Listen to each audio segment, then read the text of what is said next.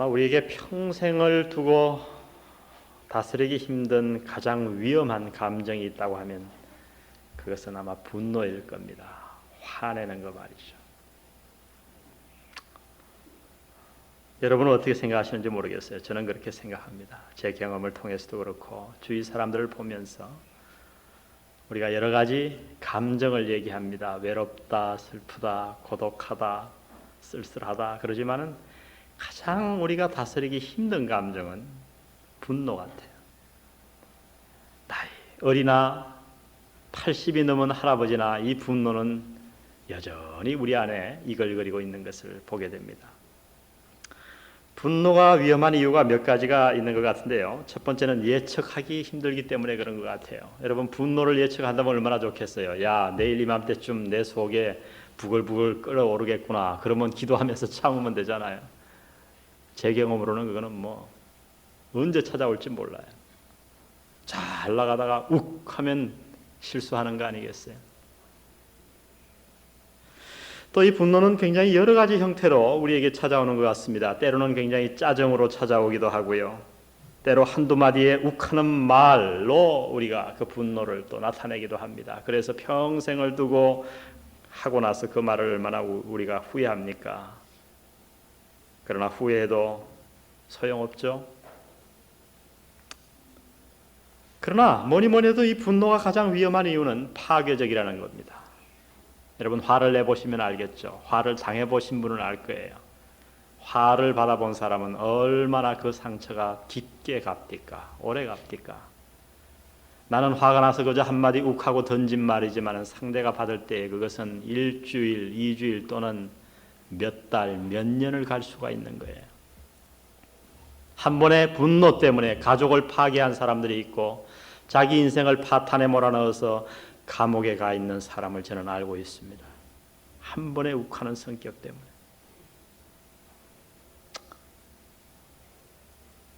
오늘 본문은 우리가 이러한 분노가 찾아올 때 이 분노의 순간을 어떻게 지혜롭게 잘 다스릴 수 있겠는가? 그런 초점으로 오늘 본문 말씀이 기록되었다고 생각됩니다. 다윗의 생애 가운데 그 인내가 많은 사람 다윗, 그도 한때 분노의 노예가 되었던 적이 있었다고 합니다. 이것은 아마 저와 여러분에게 굉장한 위로가 되는 말씀이라고 생각합니다. 먼저 오늘 본문의 배경을 좀 살펴보았으면 좋겠습니다. 오늘 본문은 굉장히 등장인물이 간단해요. 세 사람밖에 되지 않아요. 첫 번째 나오는 사람은 나발입니다. 이름이 나발이니까 좀 이상하죠. 나발. 히브리어로 말하면은 어리석음이에요. 어리석음. 그 사람은 실제로 굉장한 부자였습니다. 그 당시에 누구 못지않은 아주 거대한 부자였습니다마는 오늘 본문을 쭉 읽어볼 때 그는 굉장히 어리석은 사람이다. 여러분 성경이 어리석다고 얘기할 때는 언제나 영적인 것과 연관되어 있다고 하는 것을 기억하십니까? 어리석은 자는 그 마음에 이르기를 하나님이 없다 하도다. 아마 이 나발은 자기만을 믿고 자기 재산만을 믿고 하나님을 전혀 신뢰하지 않는, 아마도 하나님이 없다라고 외치고 살았던 사람인 것 같습니다. 그래서 그는 오늘 본문에서 완고한 사람으로 표현됩니다. 또 악한 사람이라고 얘기합니다. 참으로 특별한 사람이죠. 그러나 그의 부인 아비가일은 오늘 본문에 보니까 굉장히 총명할 뿐더러 그 외모가 출중하게 아름다웠다고 얘기합니다. 지혜가 많은 여인이었어요. 오늘 세 번째 등장하는 인물은 다름 아닌 우리가 잘 아는 다윗입니다. 오늘 이 세 사람을 잘 기억하시면서 오늘 본문의 배경을 좀 살펴봤으면 좋겠습니다. 여전히 때는 사울이 왕으로 있던 때입니다. 다윗은 쫓기는 몸이 되었어요. 그러나 다윗이 쫓기면서 점점 힘을 얻어가는데, 왜냐하면 사울이 너무너무 악정을 했기 때문에 세금을 너무 많이 매기고 억울한 사람들이 많이 생겨나자 세금으로 재산을 다 날리고 하루아침에 정치가 잘못되니까 부도를 만나고 나라의 힘을 전혀 받지 못하던 이 억울한 일을 당하던 사람들이 누구에게로 몰리기 시작했냐면 다윗에게로 몰리기 시작했습니다. 그래서 오늘 이 본문을 자세히 살펴보면요, 다윗에게 붙은 군사가 몇 명이 되냐면 600명이 되었어요. 다윗은 그때 당시 바란 광야라고 하는, 우리가 생각할 때 사막은 아닙니다. 광야니까 주택 거주지가 있는 곳은 아니지만 그곳에서 많은 사람들이 목축업을 하며 사는, 풀도 있고 비도 오고 그러나 사람들이 잘 살지 않는 그런 광야에 군사 600명을 데리고 살았어요. 다윗이 이리저리 다녔습니다. 근데 이 600명은 보통 600명이 아니었습니다. 오늘날로 말하면 특전대 정도 되겠죠. 왜요? 자기의 모든 재산과 직업과 모든 것을 다 잃어버리고 그야말로 이제는 살 길이 다윗 하나밖에 없다고 생각하는 사람들이 다윗을 쫓았으니까 그들의 충성심을 여러분 알만하잖아요. 똘똘 뭉쳤습니다. 일당백의 사람들 600명이 바랑 광야에서 지내고 있었습니다. 이 당시에 바랑 광야에서 많은 사람들이 죄송합니다. 목축업을 했기 때문에요. 이 당시 목축업을 하는 사람들에게 가장 고민거리가 있다고 하면 뭐냐 하면요. 그 양을 어떻게 지킬 것인가. 오늘 이 나발이라고 하는 사람은 양이 3천이요 염소가 1,000이라 그랬어요. 여러분 이 당시에 얼마나 많은 짐승을 갖고 있었습니까? 그런데 이들이 혼자 양을 치는 게 아니고 주인은 나발이었지만은 이 당시에 많은 사람들이 한 부자가 많은 양을 목축업을 소유하고 있으면 그의 일을 도와주고 먹고 살았어요. 목자들을 고용해가지고 광야에서 이 양을 치고 있었는데 가장 골치 아프고 가장 중요한 일이 양을 지키는 일이었어요. 이 도적대가 몰려다녔단 말이죠. 더군다나 사울이 악정을 해서 많은 사람들이 먹을 것이 없자 이 목축업을 이 당시에 보면은 이 목축업을 하는 사람들에게 공격을 해가지고 목자들을 죽이고 양을 탈취해가는 사람이 많았어요. 그래서 목축업하는 사람은 이런 말까지 생겼어요. 그 당시 문헌에 보면 도적을 지킬 수 있는 자는 자기의 농사, 이 목축업 비즈니스를 성공할 수 있단 말이죠. 근데 이 나발이라는 사람은 다윗과 어떤 관계를 맺었냐면요. 다윗이 나발에게 고용된 것은 아니지만은 바랑 광야의 특전대 600명을 가지고 마침 나발이 살고 있는 목축업을 하는 거주지가 아닌 목축업을 하는 그곳에 다윗이 진을 치고 있었기 때문에 그곳에는 도적대가 얼씬도 할 수 없었어요. 자동적으로 이 엄청난 문제를 나발은 해결하게 된 거예요. 그 당시에 자기들의 양을 지키기 위해서 사람 군사를 살려고 하면 반드시 그 당시 관습에는 양털 깎는 날, 양저수로 인해서도 부자가 되지만은요, 큰 돈은 어디서 벌었냐면 양털을 깎을 때, 지금도 마찬가지입니다, 여러분. 양털이 얼마나 비싼지 아세요? 그래서 미국에 가보고 제가 놀랐어요. 양털 깎기 대회를 해요. 양털 깎는 날 하면은 옛날에는 수동으로 다 잘랐습니다만 요새 전기 이발기 있죠. 우리 이발하는 거. 그걸로 양털을 깎는데 제일 빨리 깎는 사람이 30초 만에 다 깎더라고요. 머리 하나 깎아도 10분이 10분 걸리는데 말이죠. 미국에서 제일 잘 깎는 사람이 30초 만에 제가 텔레비에서 깎는 걸 봤어요. 양털을 딱 잡고 휙휙 하더니 벌써 양털이 다 잘려나갔어요. 그 양이 그렇게 멋있어 보이는데 삭발을 당한 양 모습을 보셨습니까, 여러분? 징그럽게 할 양 없어요. 그게 큰 돈이 되는 거예요. 그래서 이 당시에도 양털을 깎을 때에는 반드시 자기 양을 지켜준 사람을 다 초대해서 그 양털 깎은 값의 일부를 주는 것이 하나의 관례였어요. 그래서 오늘 여기 보니까 본문에 보니까 다윗이 사람 10명을 보냈습니다. 왜? 이 나발의 양털 깎는 날이었거든요. 물론 나발과 자기가 계약을 한 것도 아니에요. 양을 지켜달라고 부탁을 한 것도 아니에요. 그러나 어떻게 하다 보니까 자동적으로 나발의 양 있는 곳에 다윗이 진을 쳤기 때문에 나발은 큰 경비 하나 들이지 아니하고 땡전 한 푼 들이지 아니하고 그 큰 문제를 다 해결할 수 있었어요. 다윗도 그것을 알았고 나발도 그걸 알았어요. 그래서 다윗이 나발이 양털을 깎는다는 소리를 듣고 사람들을 보냅니다. 몇 명을 보냈어요? 10명을 보냈어요.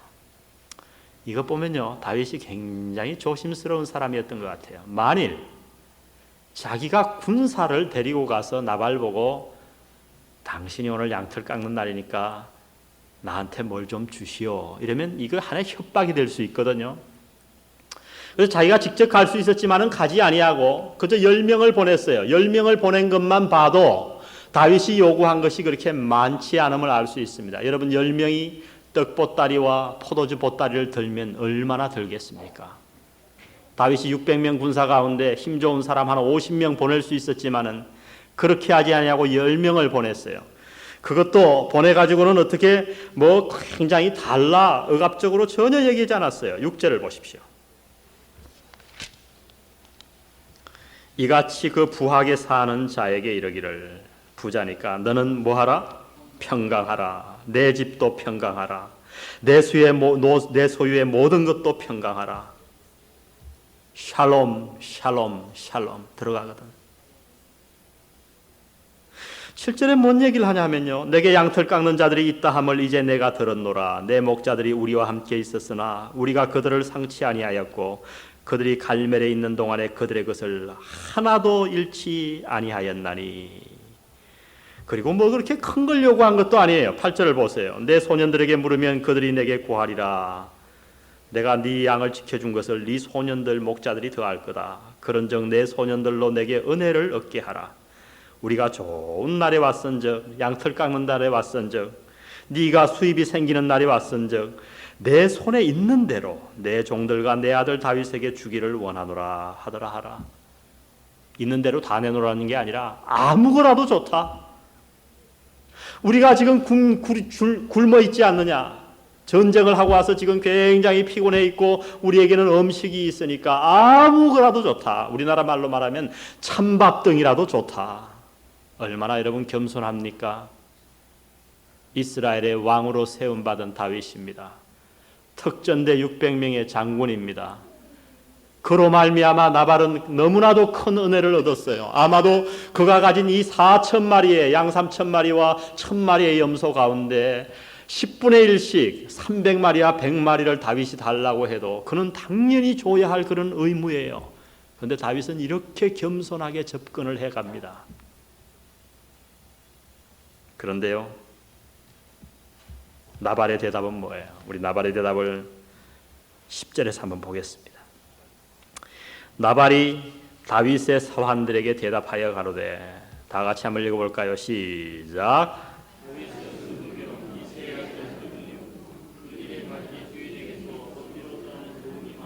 예, 아주 멋있게 말하는 것 같지만 얼마나 비아냥거립니까? 다윗이 기름 부음을 받았습니다. 여러분, 이 세상에 다윗을 모르는 사람이 그 당시에 어디 있었겠어요? 골리앗을 물리친 사람. 다윗, 사울은 천천히요, 다윗은 만만이라. 다윗이 누구냐? 그리고 하는 말이, 근일에 각기 주인에게서 억지로 떠나는 종이 많도다. 여러분, 다윗이 사위를 떠났습니까? 아니요. 사울이 다윗을 죽이려고 했기 때문에 다윗은 지금 피해 다니는 거예요. 근데 그 사정을 밝히 아는 나발이 하는 말이, 근일에 자기 주인을 떠나는 종이 많도다. 그리고 하는 말이 11절에 보십시오. 내가 어찌 내 떡과 물과 내 양털 깎는 자를 위하여 잡은 고기를 가져 어디로서인지 알지도 못하는 자들에게 주겠느냐 한지라. 여러분 같으면 이 정도면 어떻게 되겠어요? 아니, 말을 해도 안 준다 그러면 될 텐데 말이죠. 여러분 성경을 한번 잘 읽어보세요. 그랬더니 다윗이 그동안 얼마나 스트레스를 많이 받으며 살았겠어요. 에? 안 그래도 화가 나서 지금 죽겠는데, 그래서 당장 하는 말이 뭐냐 하면 12절에 이에, 이게 중요한 단어, 이에 가서 이제 이러죠. 그랬더니 13절에 보세요. 다윗이 자기 사람들에게 이르되 너희는 각기 칼을 차라. 다 칼을 차가지고 몇 명을 데리고 지금 나발을 치러 가냐 하면요, 나발은 사환이 별로 없는데도 얼마나 화가 났는지 그가 동원한 특전대 인원을 보면 알아요. 200명은 거기 남아서 자기 부대를 지키게 하고 3분의 1을 다 따라오라는 거예요. 얼마나 화가 났으면 말이죠. 여러분, 그렇게 사울의 쫓김을 받으면서도 인내의 명수였던 다윗도 이렇게 화를 낼 때가 있었어요. 분노에 사로잡혔어요. 그래서 그는 좌우 뒤를 분변할 겨를도 없이 400명의 특전대를 가지고 어떤 마음으로 달려갔냐 하면요, 22절에 보세요. 우리 다 여기 22절 보세요. 내가 그에게 속한 모든 것 중 한 남자라도 아침까지 남겨두면 하나님은 다윗에게 벌을 내리시고 또 내리시기를 원하노라 하였더라. 굉장한 말을 하는 거죠. 얼마나 화가 났으면 말이죠. 어떤 마음으로 400명을 데려갔냐면요, 가서 떡 몇 덩이 뺏어 오려는 마음이 아니고 씨를 말리겠다는 거예요. 나발에게 있는 나발부터 그의 아들뿐만 아니라 그에 있는 모든 남자 종들을 내가 다 싹쓸이 해버리겠다. 여러분 얼마나 화가 났으면 다윗이 이렇게 말을 했겠습니까? 다윗은 여기에서 이성을 잃었습니다. 여러분 한번 생각해 보세요. 만일 다윗이 성질대로 나발과 그의 남자를 다 죽였다고 한번 가정해 보세요. 그랬다면 어떻게 됐을까요? 다윗이 왕이 되고 나서도 이 일을 얼마나 후회했겠어요. 내가 그 순간만 참았더라면. 여러분 사실 사람이 살인자가 되는 거예요. 순간인 것 같아요. 그죠? 분노와 살인은 그래서 종이 한 장 차이라고 얘기하죠. 가인은 분노 때문에 자기 동생을 죽였습니다. 분노, 이건 무서운 거예요. 만일 다윗이 그날 그 나발의 가족을 완전히 다 죽였다고 하면 그 백성들이 다윗을 어떻게 존경했겠습니까? 뭐라고 얘기했겠어요? 그까지 떡 몇 덩이 못 얻어가지고 그 사람들을 다 죽이다니, 저 사람이 우리의 왕이 될 자격이 있는가? 사울보다 더 나을 게 뭔가? 여러분 이 장면을 잘 이해하셔야 돼요. 지금 다윗은 이 분노, 한 번의 분노로 자기의 인생을 완전히 구렁텅이에 빠뜨릴 위험한 문턱에 와 있는 겁니다.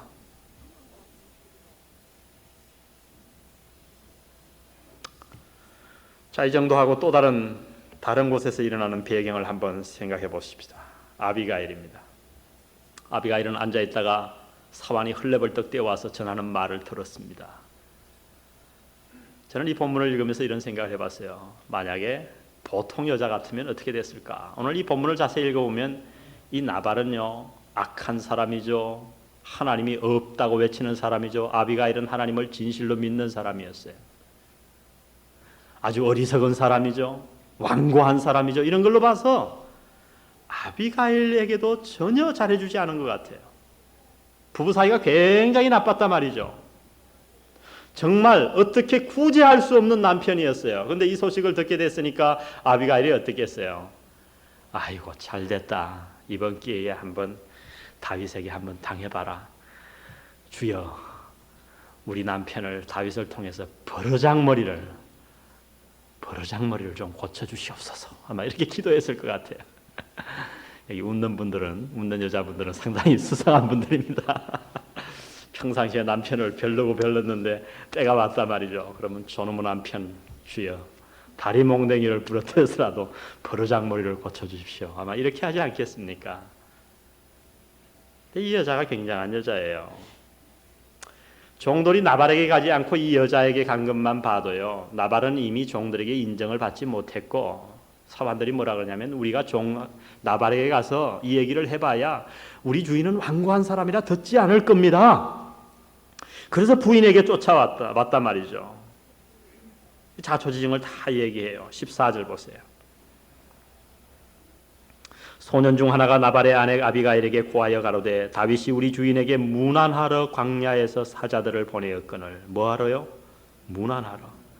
주인이 그들을 수욕하였나이다. 우리가 들에 있어 그들과 상종할 동안에 그 사람들이 우리를 매우 선대하였으므로 우리가 상하거나 이런 것이 없었으니 우리가 양을 지키는 동안에 그들이 우리와 함께 있어 밤낮 우리에게 뭐가 되었어요? 담이 되었습니다.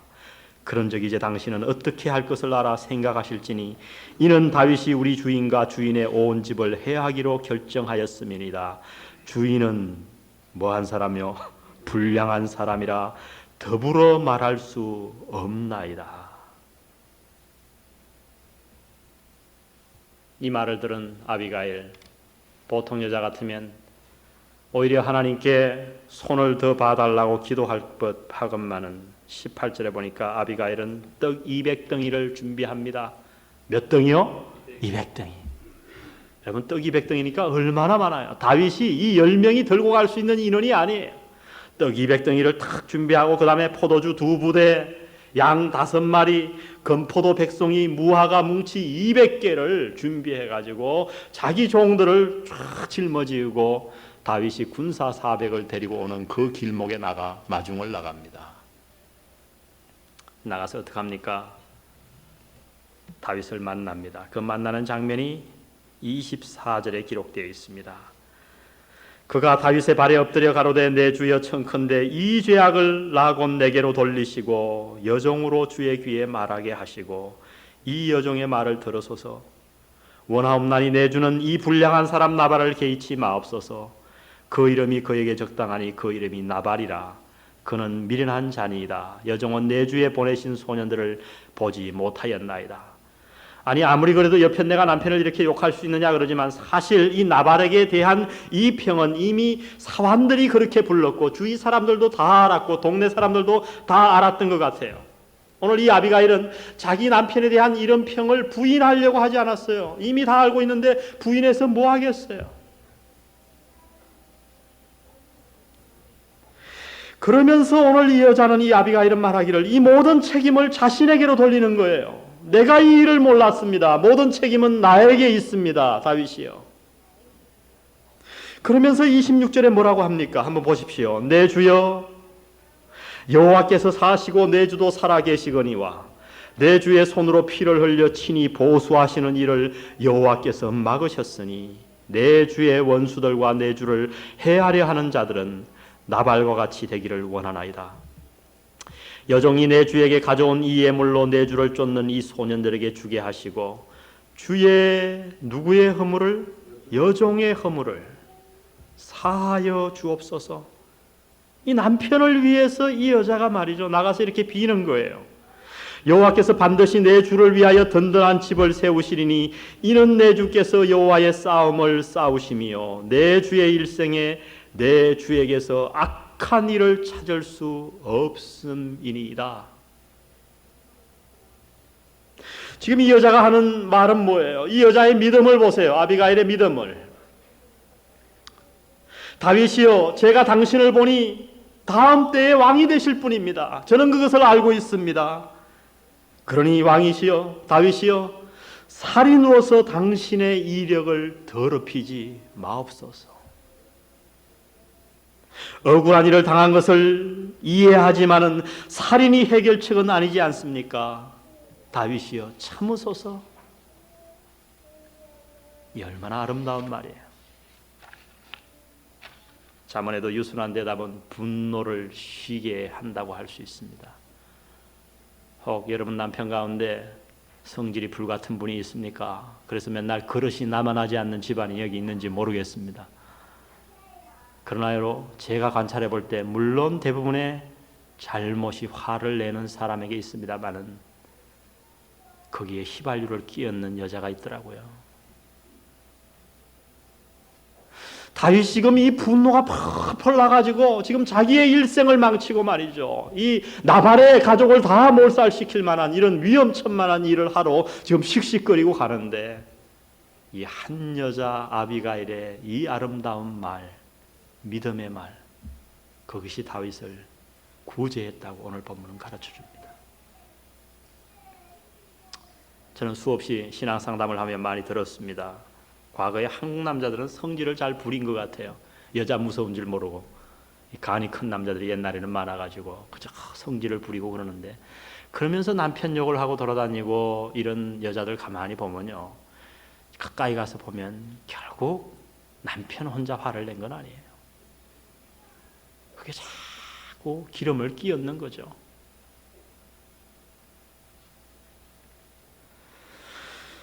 결론을 맺기 전에 30절을 우리 보십시다. 오늘 성경책을 많이 읽는데요. 좋은 일 아닙니까? 30절 읽고 여러분이 31절을 읽습니다. 여호와께서 내 주에 대하여 하신 말씀대로 모든 선을 내 주에게 행하사 내 주를 이스라엘의 지도자로 세우신 때에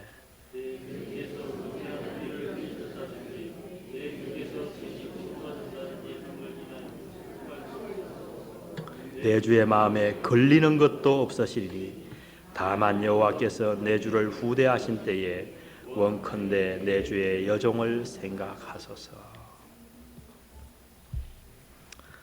잠언에 보면 때에 맞는 말이 뭐라고 그랬습니까? 언쟁반에 뭐요? 금사과다. 때에 맞는 말이 얼마나 아름다운지 언쟁반에 금사과라. 아비가일은 그런 지혜로운 여자였습니다. 그랬더니 다윗의 반응이 뭐였습니까? 32절 보십시오. 다윗이 아비가일에게 이르되 오늘날 너를 보내어 나를 영접케 하신 이스라엘의 하나님 여호와를 뭐할지로다? 찬송할지로다. 여러분, 이것이 다윗의 위대함이에요. 이 32절 말씀은 너무 중요한 말씀이에요. 저는 이 32절을 통해서 볼 때 하나님이 왜 다윗을 택했는지, 왜 다윗을 향해서 내 마음에 합한 자라고 얘기했는지 이해가 갈 것 같아요. 여러분, 32절에서 우리는 다윗에게서 무엇을 배울 수 있습니까? 그는 어떠한 사람이었습니까? 영어로 말하면 이런 사람을 이렇게 얘기합니다. teachable한 사람이다. 그건 뭔 소리냐 하면요, 가르침을 잘 듣는 사람이라는 뜻이에요. 여러분, 이것은 너무너무 중요해요. 우리의 일생 동안 하나님이 어떤 사람을 사용하시냐 하면 가르침을 잘 듣는 teachable한 사람, 완고한 사람, 나발은 완고한 사람이라고 그랬어요. 그러나 다윗은 가르침을 잘 듣는 사람이었어요. 지금 나발에 대해 화가 머리끝까지 나 있는 상태입니다. 그런데 그의 아내의 말이 들리겠습니까? 아내를 봐도 그저 죽이고 싶은 마음이 왜 안 들었겠어요? 지금 화가 나서 그저 코에서 연기가 날 정도인데, 더군다나 군사 400명을 데리고 갔는데 여자의 말 한마디에 자기가 그냥 그 모든 계획을 취소하고 다시 돌아간다 그러면 부하들이 다윗을 뭐라고 욕을 했겠어요? 자존심 때문에서라도, 자기가 뱉은 말이 있더라도 내가 여호와의 사심으로 맹세하노니 내일 아침까지 나발의 집에 남자가 남아있지 않으면 하나님이 다윗에게 벌을 내리기를 원한다, 이런 말을 했잖아요. 그 말 때문이라도 아비가일의 말을 들어주지 아니하고 가가지고 다 죽이진 않는다라고 나발만은 죽이고 오지 않겠습니까? 우리 같으면. 이것이 다윗의 위대함이에요. 자기를 모욕한 나발의 아내의 한 여자의 말이었지만은 그 여자의 말이 옳다고 생각됐을 때 다윗은 그의 가르침을 들을 줄 아는 사람이었습니다. teachable한 사람이었어요.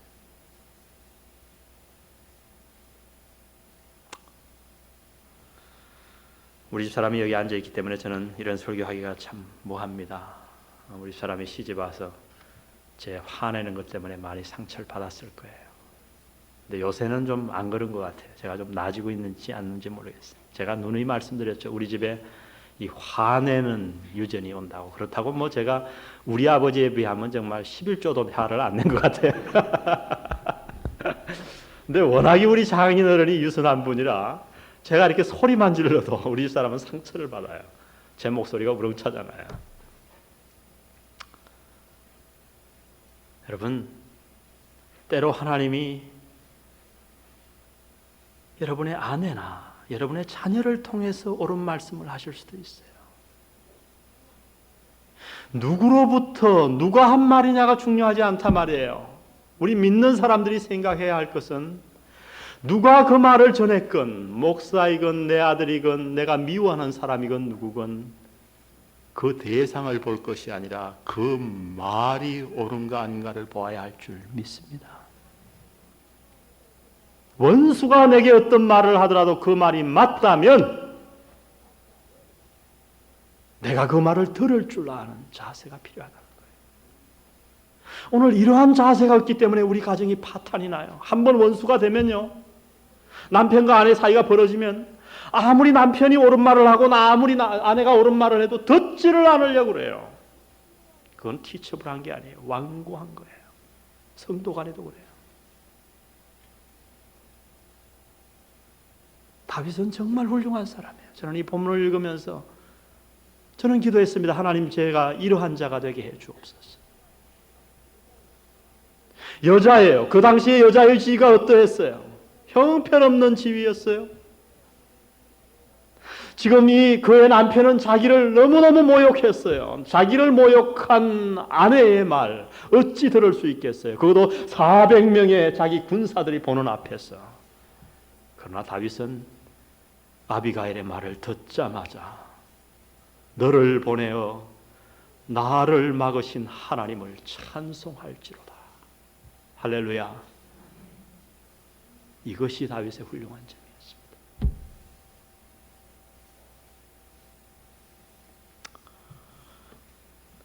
그리고 계속해서 33절을 보십시오. 뭐라고 얘기하냐면요, 참 놀라운 게, 또 내 지혜를 칭찬할지며 또 내게 복이 있을지로다. 그저 마지못해 들어주는 게 아니에요.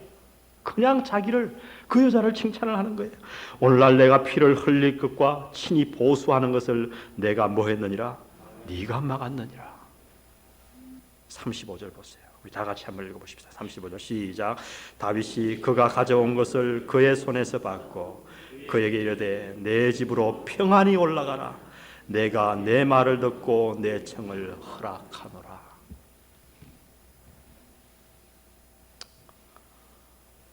우리에게 이러한 삶이 있기를 주의 이름으로 축원드립니다. 바로 예수님은 그래서 늘 말씀하셨습니다. 귀 있는 자는 들을지어다. 이 세상에 귀 없는 사람이 어디 있겠습니까? 가장 축복된 심령은 어떤 심령인가? 들을 줄 아는 자예요. teachable 한 자예요.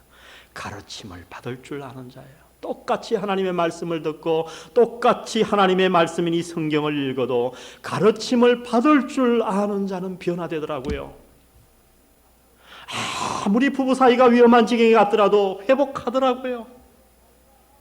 그 과거가 아무리 더럽더라도 고쳐지더라고요.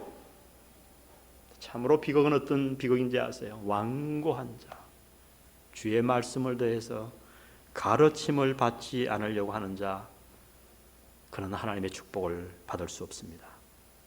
이 일도 모르고 나발은 어떻게 됩니까? 이후의 얘기를 여러분 잘 아시죠? 대잔치를 벌여놓고 그날도 포도를 다 한떡 먹고 자고 있었습니다. 아침에 일어나서 아내가 그에게 여차여차 이 얘기를 합니다. 얼마나 겁쟁이였던지 몸이 다 굳어버렸어요. 몸이 굳은 지 열흘이 되던 날 하나님이 그를 치셔서 나발을 죽이셨습니다. 생각해 보십시오. 만약 다윗이 화대로 행했다면 그는 자기도 명예를 땅에 떨어뜨려 뺐고 평생 후회했으며 백성들에게 큰 욕을 돌렸고 하나님께도 큰 책망을 받았을 것입니다. 나발이 죽자마자 다윗이 그 소식을 듣고 어떻게 합니까? 중매쟁이를 보내서 아비가일에게 청혼을 합니다. 아비가일이 허락해서 이 둘은 평생 부부가 되는 겁니다. 아비가일은 왕비가 되었어요. 평생의 다윗을 향해 이 지혜로운 여인 아비가일은 수많은 좋은 충고를 다윗에게 주었습니다. 몇 가지 교훈을 찾고 오늘 말씀을 맺으려고 합니다. 첫 번째 여러분에게 드리는 적용 교훈은 갈등이 찾아올 때 지혜롭게 행하라는 것입니다. 갈등이 찾아올 때 지혜가 필요합니다. 우리 인생은 갈등이 없을 수가 없어요.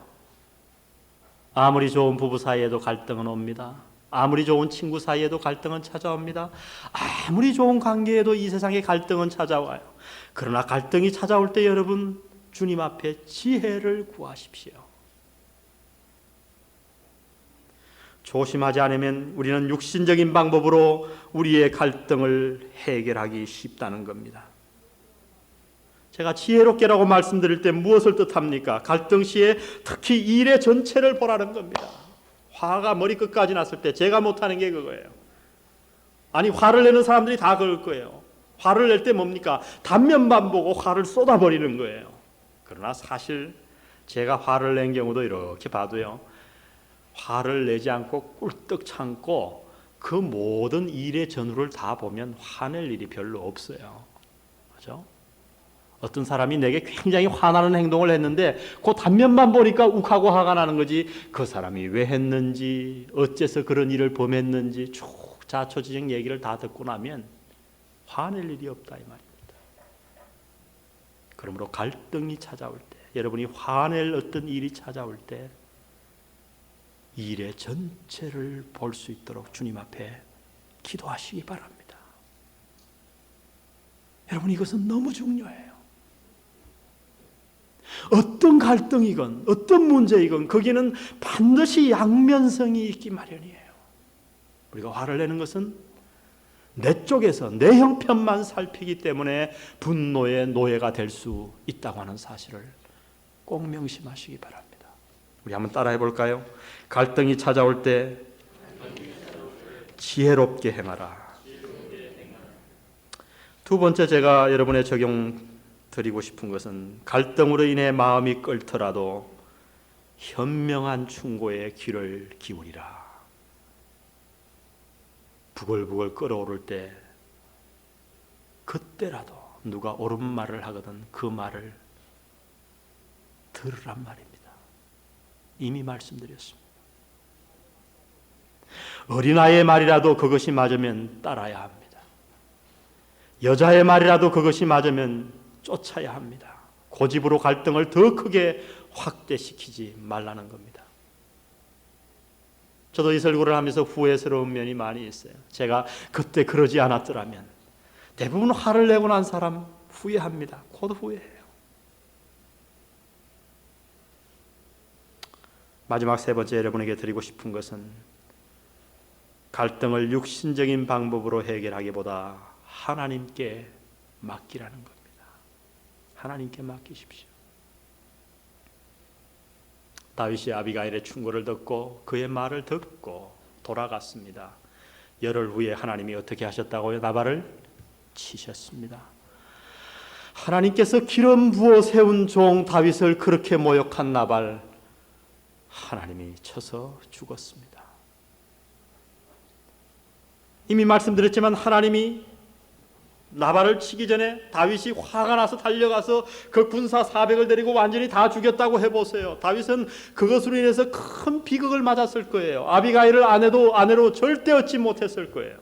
아무리 여러분 그 여자라고 하지만 자기 남편을 미워했던 여자지만은 자기의 아들과 모든 식구를 다 죽인 그 남자에게 어떻게 시집을 가겠어요? 그것이 다윗이 육신적으로 해결할 수 있었던 한 방법이었습니다. 그러나 다윗이 아비가일의 말을 듣고 참으니까 모든 일이 하나님이 알아서 나발을 치셨습니다. 그리고 그 지혜로운 여인 아비가일을 아내로 얻었습니다. 아내로 얻으면서 뭐가 따라왔겠어요? 광야에서 나발에게 양이 몇 마리였다고요? 3,000마리. 염소가 몇 마리요? 1,000마리.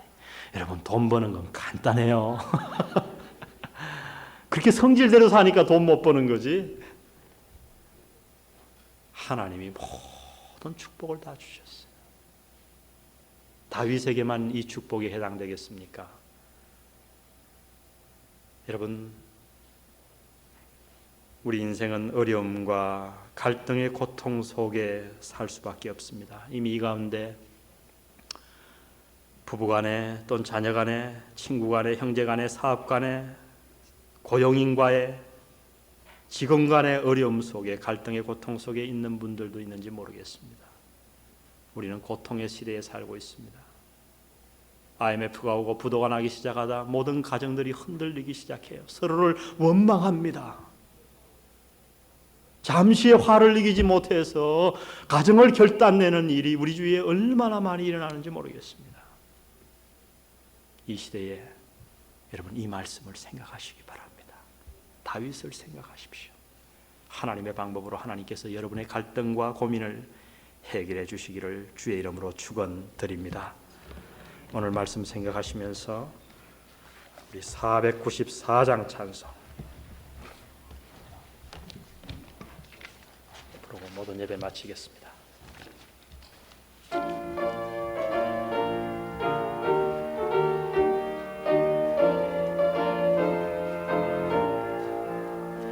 나 죄중에 헤매며 다녔지만 날 버리지 않으심 믿습니다.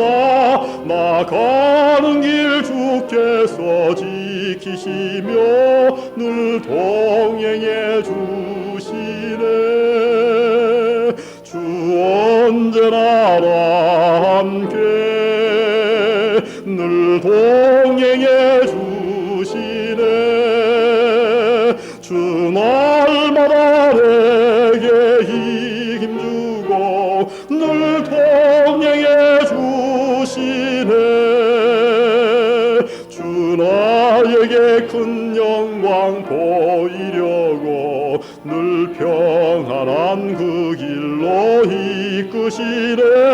나 주님의 손 굳게 잡으리니 늘 동행해 주시네. 주 언제나 나와 함께 늘 동행해 주시네. 주 날마다 내게 이김 주고 늘 동행해 주시네. 주 나에게 새 영광 보여주며 늘 나에게 평안함 주시겠네. 나 주님의 손 굳게 잡으리니 늘 동행해 주시네. 주 언제나 나와 함께 늘 동행해 주시네. 주 날마다 내게 힘 주고 늘 동행해 주시네. 기도하십시다. 아버지 하나님, 우리 모두 분노로 인해 수많은 죄를 지었음을 주 앞에 자복합니다. 그러나 언제나 우리에게 두 번째 기회를 허락하시는 주님, 감사합니다. 오늘 말씀을 통해 교훈받고 앞으로 남은 생 동안 분노의 노예가 되지 아니하고 주의 말씀에 귀 기울여 다윗과 같이 하나님의 방법으로 내 모든 갈등과 문제를 해결하는 당신의 종이 되기 원합니다. 주님, 저희를 도와주시고 주여 말씀하옵소서. 저희들이 듣겠습니다. 우리를 날마다 가르쳐 주시고 우리를 날마다 변화시켜 주시옵소서. 돌아가서 사흘 동안 가정에서 직장에서 생활할 때 이 말씀이 우리에게 교훈되어 하나님의 사람으로 변화되어가는 저희들 되게 하옵소서. 예수님의 이름으로 기도드렸습니다. 아멘.